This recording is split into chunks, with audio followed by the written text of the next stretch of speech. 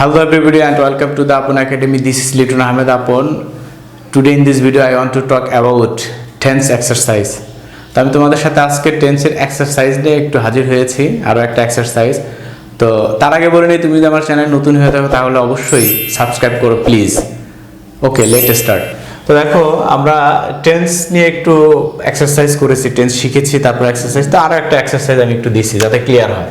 তাহলে সুরেয়া কিউট, তো এখানে কিন্তু কোনো সময়ের উল্লেখ নাই, টুমোরো, ইয়েস্টারডে, লাস্ট ইয়ার বা এরকম বা এরকম কোনো সময়ের উল্লেখ নাই। তাহলে সময়ের উল্লেখ না থাকলে এটা প্রেজেন্ট ধরে নিতে হবে।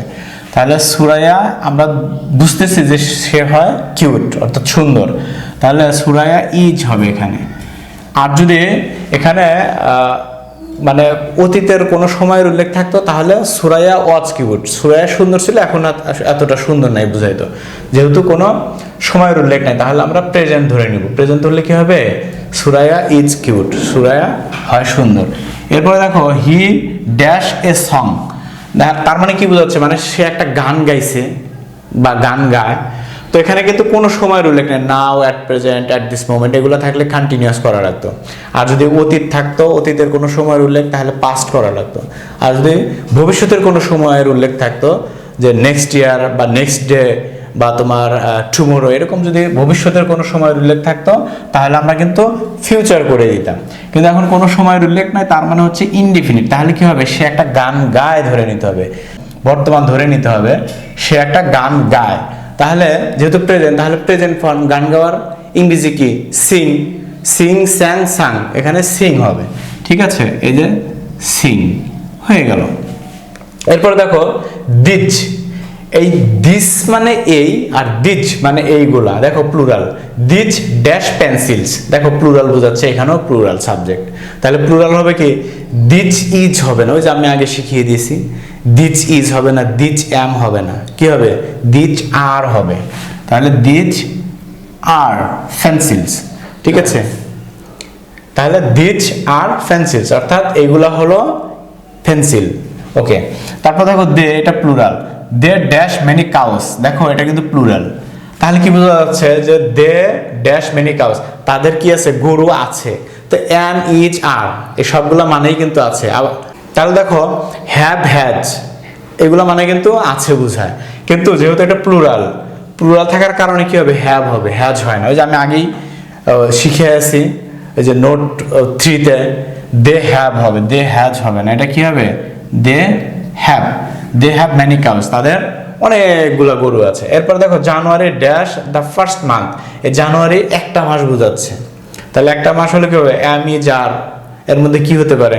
এখানে ইজ হবে। January is the first month, জানুয়ারি হলো প্রথম মানে মাস আর কি।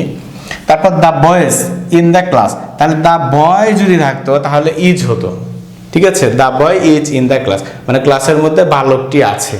কিন্তু দ্য বয়েজ আছে প্লুরাল, তাহলে the boys are in the class, এখানে কি হবে? আর হবে, প্লুরাল হয়ে যাবে। ঠিক আছে, এরপর দেখো there dash 7 days in a week, in a week, দেখো 7 ডেজ মানে এক সপ্তাহে 7 দিন থাকে।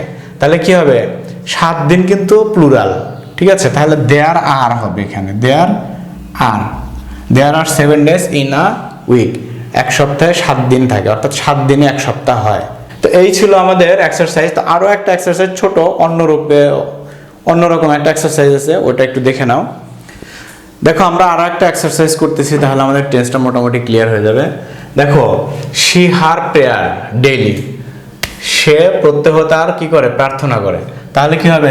সে হবে না শেষ হবে? দেখো শি, এটা থার্ড পারসন এবং এটা ইনডিফিনিট, সেটা হচ্ছে কি ইনডিফিনিট, অর্থাৎ প্রেজেন্ট ফর্ম হবে। কিন্তু থার্ড পারসন সিঙ্গুলার হলে এর সাথে এস বা ইএস যুক্ত হয়, তাহলে হবে শেষ। She says her prayer daily, সে প্রত্যহ তার প্রার্থনা করে। এরপর দেখো আই ড্যাশ আ পেন, তাহলে হ্যাভ হবে না হ্যাজ হবে? আয়ের সাথে কি হবে? আই হ্যাভ আ পেন, ওই যে আমি শিখিয়ে দিছি, আই হ্যাভ, তারপর উই হ্যাভ, তারপর দে হ্যাভ। হ্যাঁ, তাহলে আই হ্যাভ, আই হ্যাজ হয় না, আই হ্যাভ আ পেন। ঠিক আছে, আমার একটা কলম আছে। তারপরে দেখো মেনি বয়েজ, এটা কিন্তু প্লুরাল। ইন দ্য ফিল্ড, ফিল্ডের মধ্যে বালকরা, অনেকগুলো বালক আছে, তাহলে আর হবে না ইজ হবে? ওই যে প্লুরালের সাথে আর হয়, তাহলে কি হবে? আর হয়ে যাবে এখানে, হ্যাঁ, ইজ হবে না, হি ইজ হবে।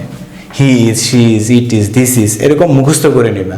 ইজ কার সাথে, এম কার সাথে, আর কার সাথে, ওয়াজ কার সাথে, ওয়ের কার সাথে, শ্যাল উইল, এগুলো মুখস্থ করে নিতে লাগবে। এটা কিন্তু প্লুরাল না, ম্যানি দেখে প্লুরাল মনে হবে, কিন্তু এ গার্ল মানে একটা একটা করে, ঠিক আছে?